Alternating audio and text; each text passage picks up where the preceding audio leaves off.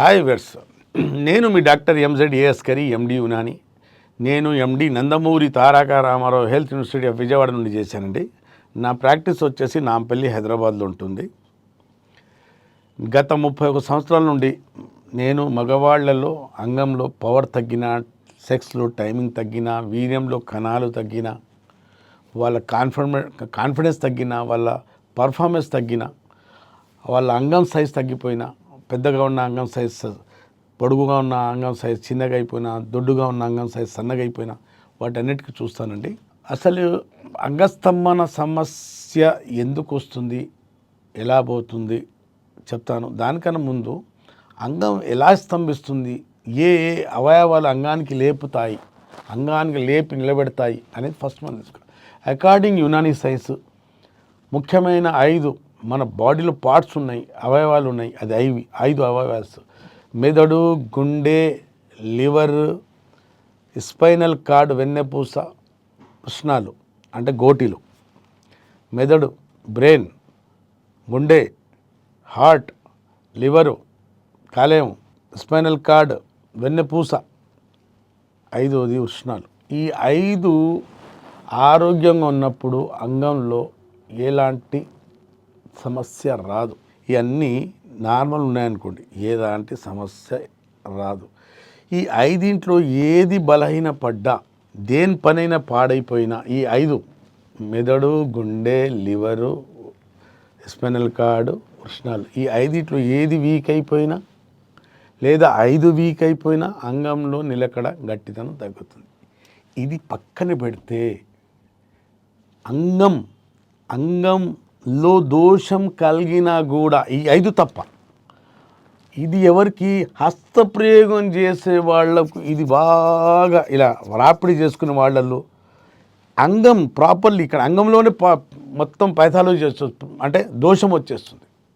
ఇది కాకుండా అంగంలోనే కొన్ని ప్రాబ్లమ్స్ ఏర్పడతాయి. దీనివల్ల హస్తప్రయోగం వల్ల ఏమవుతాయి, అసలు అంగం ఇలా లేచి ఇలా నిలబడటానికి అంగం ఆరోగ్యంగా ఉండాలా.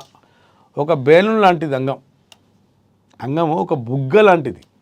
దాంట్లో బుగ్గలో ఏరు నిండుతుంది కదా. అలాగే ఈ అంగంలో బ్లడ్ నిండి ఇలా ఉన్న అంగం ఇలా లేచి ఆరోగ్యంగా ఉన్నప్పుడు దీంట్లో ఉన్న రక్తనాళాలు, దీన్న ఎండోథీలియల్ టిష్యూస్, కణాలు, నరాలు ఆరోగ్యంగా ఉన్నప్పుడు అంగం స్వతహాగా లేచి ఇలా నిలబడుతుంది. దానికి ట్యాబ్లెట్ తీసుకోవాల్సిన అవసరం లేదు, అలాగే లేచి నిలబడుతుంది. ఇక్కడ లోపం, దోషం వచ్చిందనుకోండి, రోగం వచ్చిందనుకోండి, అంగం లేవదు. ఎట్లాంటి దోషం? మనం హస్తం వల్ల మనం బాగా ప్రెషర్ పెట్టి, బాగా ఇలా ప్రెషర్ పెట్టి రాపిడి చేసుకుంటే ఇలా ఉబ్బే అంగము ఉబ్బదు. ఇక్కడ లోపడున్న రక్తనాళాలు, ఎండోథీలియల్ టిష్యూస్ కుచించుకుపోతుంటాయి, చిన్నగా అవుతుంటాయి. దాంట్లో కెపాసిటీ తగ్గిపోతుంది, బ్లడ్ వచ్చే కెపాసిటీ తగ్గుతుంది. మనమే ప్రెషర్ ఇస్తాం. యోనిలో అలా కాదు. యోని మన అంగానికి ఎంత బిగించుకోవాలో అంతే బిగించుకుంటుంది. అయినా అక్కడ మెత్తటి మజల్స్ ఉన్నాయి, సాఫ్ట్ మజల్స్, లూబ్రికెంట్స్ ఉన్నాయి. అక్కడ వెల్కమ్ చేయడానికి పరిస్థితి, స్థితి, టెంపరేచరు, అక్కడ మెత్తదనం అన్నీ, అక్కడ బిగించుకోవటం అన్నీ అంగం వెల్కమ్ కోసం యోని ఉంది. ఇక్కడ అన్నీ సమకూర్చాడు దేవుడు, ప్రకృతి అన్నీ సమకూర్చింది. ఇక్కడ సెక్స్ చేస్తే హాయిగా ప్రెజర్ పొందుతాడు. అక్కడ ఎలాంటి డ్యామేజ్ అంగానికి జరగదు. యోనిలో సెక్స్, హస్తప్రయోగం 2 ఒకటి కావు. హస్తప్రయోగం వల్ల ఇక్కడ కెమికల్స్ లేవు, ఇక్కడ టెంపరేచర్ లేదు, ఎన్విరాన్మెంట్ లేదు, ఇక్కడ రసాలు ఊరట్లేదు, ఇక్కడ ఎంత బిగించుకోవాలంత బిగించుకోవట్లేదు, మనమే బిగించుకుంటున్నాం. రఫ్ స్కిన్ అన్నీ లేవు కదా. కాబట్టి ఇక్కడ రాపిడి చేస్తే అంగం ఆకారము, లోపల ఉన్న స్ట్రక్చర్ మొత్తం ఎనాటమీ పాడైపోయి అంగంలో దోషం కలిగి అంగం లేవకపోవటం, ఆర్టీరియోజెనిక్ ఈడి, వేనోజెనిక్ ఈడి మొదలవుతాయి. సర్వనాశనం వాడి జీవితం. హస్తప్రయోగం చేస్తున్న వాడి జీవితం సర్వనాశనం. ప్రకృతికి మనం అనుకూలంగా ఉండి పెళ్లి చేసుకొని యోని ద్వారా సెక్స్ చేసుకున్నప్పుడు ఎట్లాంటి అనర్థాలు, కాంప్లికేషన్స్, నష్టాలు, డ్యామేజ్ మన అంగానికి జరగదు. ఉన్న వాస్తవం అదే. ఇది మన నాలుక ఉంది, ఈ నాలుకతో మాట్లాడాలి, రుచి చూడాలి. కాదు అది యోని లోపల పెడతాను, యోని నాకుతాను అంటే దాంట్లో ఉన్న ఇన్ఫెక్షన్స్ మొత్తం మన నోటి ద్వారా మన పేగులకు వెళ్ళచ్చు, మన శరీరంలో రావచ్చు. ఓరల్ సెక్స్ చేసినా కూడా మనకు నష్టమే. ప్రకృతికి విరుద్ధంగా వెళ్ళి హస్తంతో రాపిడి చేసుకున్నా మనకు నష్టమే.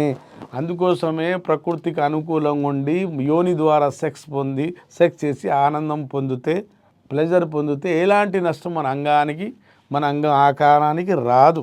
కానీ దానికి భిన్నంగా వెళ్ళి నేను హస్తప్రయోగం చేసుకుంటా, కొందరు డాక్టరు హస్తప్రయోగము సెక్స్ ఒకటే అన్నారు, బోత్ ఆర్ సేమ్ అన్నారు అని చేసుకున్నారు అనుకోండి, మీరు నష్టపోయినట్టే. యునాని సైన్స్ ఎప్పటి నుంచో చెప్తుంది హస్తప్రయోగం ప్రకృతికి భిన్నము. ఇప్పుడు మోడర్న్ సైన్స్ కూడా లిటరేచర్ వచ్చేసింది, అది కూడా చెప్తుంది హస్తప్రయోగం అనేది ప్రకృతికి భిన్నమే. అది చేసుకుంటే కొన్ని సమస్యలు రాక తప్పవు.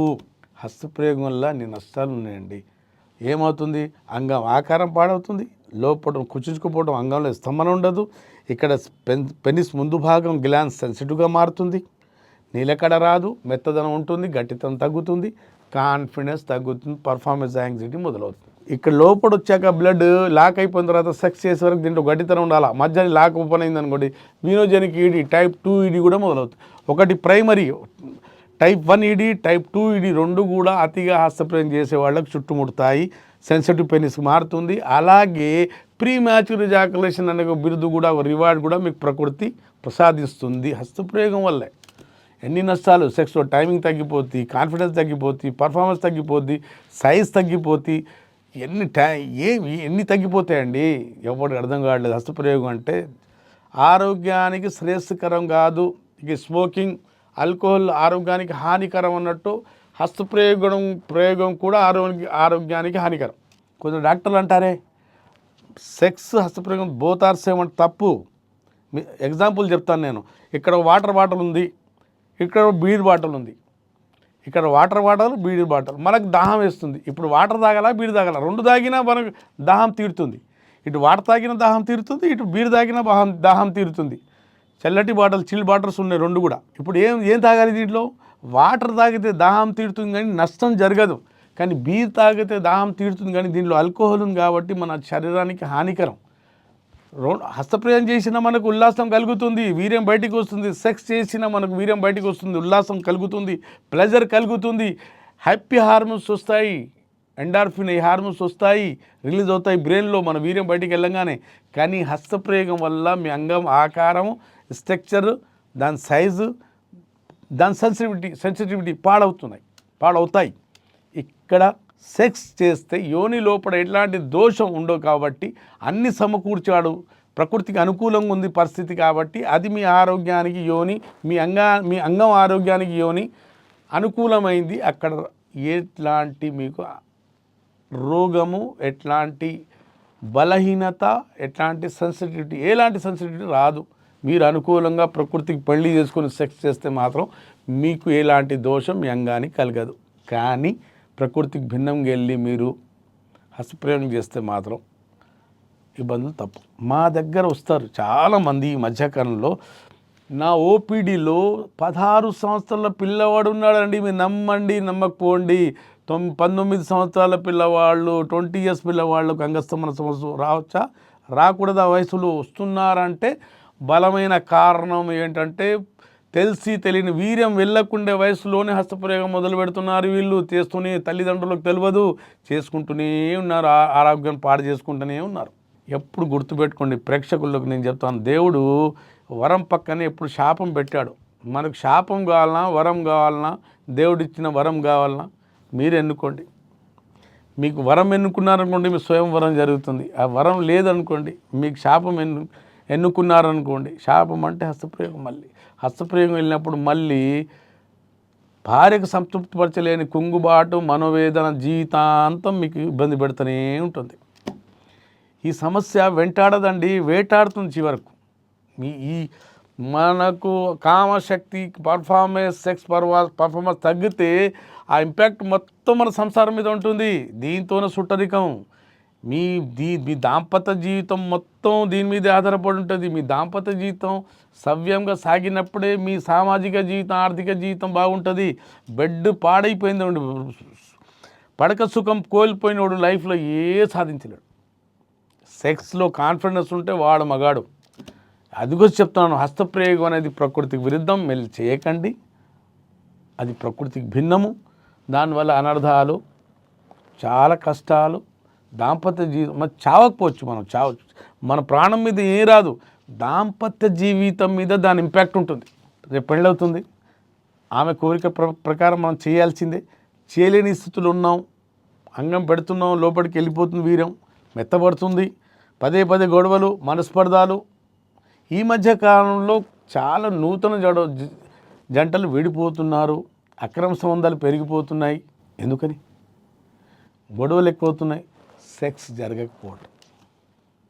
అసలు యూత్ వినట్లేదండి నా మాట. నేను ఏదో కామెంట్లో రాసుకుంటారు, నేను ఎన్నిసార్లు రాసుకున్నాను, ఒకటే చెప్తాను, మనం ప్రకృతికి భిన్నంగా వెళ్తే మీకు అనర్థాలు, రోగాలు తప్పవు, బలహీనత తప్పదు. కాబట్టి మనం బెడ్ మీద జయించాలి. భార్య మనసు, పార్ట్నర్ మనసు దోచుకోవాలి. మనం భార్య ఎప్పుడు నాకు గౌరవించాలి, ప్రేమించాలి, ఆదరించాలి అంటే నువ్వు కామశక్తి ఉండాల్సిందే. నువ్వు మగాడరా బుజ్జి, నీ పెళ్ళం, నీ భార్య నోటితో అనకపోయినా మనసుతో ఆమె బాడీ లాంగ్వేజ్తో చెప్పగలగాలి, యాస్ నీ దగ్గర ఉంది, నువ్వు మగాడివి అన్నట్టు. లేదు 10 సార్లు వస్తే నేను ఒక్కసారి సుఖపడతలేనంటే ఎంత ఘోరం. మా దగ్గర వచ్చి చాలామంది స్త్రీలు అంటే పార్ట్నర్స్ భార్యమణులు చెప్పి మాట, సార్ మా ఆయన 10-15 సార్లు వచ్చిన ఒక్కసారి 2 సార్లు కూడా సుఖపడను సార్ అంటారు. ఆ పరిస్థితి వచ్చే వరకు చూసుకోకండి. ఫస్ట్ మీకు చెడు వ్యసనాలు ఉంటే సిగరెట్లు తాగినా, పోనోగ్రఫీ నీలి చిత్రాలు చూసినా, హస్తప్రయోగం చేసినా, నైట్ పడుకోకపోయినా, నైట్ అంతా మనం ఫోన్ల మీద పడి కూర్చుంటున్నారు జనాలు, పడుకోవట్లేదు. నైట్ పడుకోకపోయినా కూడా హార్మోనల్ ఇంబ్యాలెన్సింగ్ వచ్చేస్తుంది.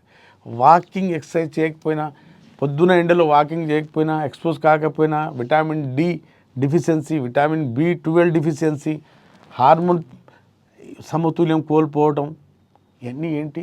హస్తప్రయోగం చేయటం వల్ల అంగం వైపు రక్త ప్రసరణ, బ్లడ్ ఫ్లో తగ్గిపోవటం, అంగం బాగా సెన్సిటివ్ వెళ్ళిపోవటం వల్ల శీఘ్రస్ఖలనం. ఈ సమస్యలన్నీ హస్తప్రయోగం ఒకటే కారణం. ఫస్ట్ భూత సినిమాలు చూడటం, బోర్లో పండుకొని అంగానికి బెడ్తో రాపిడి చేస్తే అది ఇంకా డేంజరు. అది ప్రోన్ మాస్టర్బేషన్ అంటారు. అది విన్నారు కదండి. మీలో అంగస్తంభన సమస్య ఏ కారణం వల్ల వచ్చినా శాశ్వత నివారణ దీంతో ఎప్పటికి బయటపడాలి సార్. నేను తాత్కాలికం కాదు, ఇవాళ ట్యాబ్లెట్ వేస్తే అంగం లేచినట్టు కాదు, శాశ్వతంగా బయటపడతా సార్. నాకు మార్గం చూపించంటే ఒకటే మార్గం, యునాని వైద్యం. సైడ్ ఎఫెక్ట్ లేకుండా శాశ్వతంగా ఒక్కసారి మందులు వాడితే మళ్ళీ నా గొప్పతనం కాదు ఇది, యునాని వైద్యంలో ఉన్న గొప్పతనం. మీకు అభయం ఇస్తుంది యునాని వైద్యం. ఈ సమస్యతో మీరు శాశ్వతంగా బయటపడవచ్చు. ఈ సమస్యకు చెక్ పెట్టవచ్చు. మాటికి ట్యాబ్లెట్ వాడుకోవాల్సిన అవసరం లేదు, ఏం ఇంజక్షన్ తీసుకోవాల్సిన అవసరం లేదు, ఏ సర్జరీ చేసుకోకుండా అవసరం లేదు, ఏ సర్జరీ కోతలు ఏ అవసరం లేదు. పర్మనెంట్ ట్రీట్మెంట్ ఫస్ట్ మీరు శాశ్వతంగా ఒకసారి మందులు వాడితే బయటపడవచ్చు. ఇలాంటి మందులతో సాధ్యమవుతుంది. విన్నారు కదండి. మీరు దేశాన లోకాన ఎక్కడున్నా మీరు నా నెంబర్ ఉంది, పెయిడ్ కన్సల్టేషన్ తీసుకొని నాతో మాట్లాడండి. మీరు అసలు మీ సమస్య చెప్పండి, నేను వింటాను, సమాధానం చెప్తాను. లేదా దగ్గరలో ఉంటే నాతో వచ్చి కలిసి ట్రీట్మెంట్ తీసుకోవచ్చు. అప్పటి వరకు సెలవు. And for more videos, please subscribe to iDream. Please subscribe to iDream. Please subscribe iDream. And please subscribe to iDream. For more videos, subscribe to iDream. please like, share and subscribe to the channel. Congratulations, iDream. Subscribe to iDream. Subscribe to iDream. So subscribe to iDream Media. iDream team అందరికి huge congratulations. Please subscribe iDream Media. Please subscribe to iDream. Subscribe iDream. Please subscribe to iDream. iDream అంటే నా కళల channel subscribe చేసుకున్న నోరు తిరుగుతలేదు, మీరైతే గంట గుర్తు కొట్టండి. For more such videos, please subscribe to iDream. Subscribe to iDream. Please subscribe to iDream. Please subscribe iDream Media. Please do subscribe to iDream. Please subscribe to iDream Media. For best entertainment and information, please subscribe iDream. And don't forget to subscribe to iDream.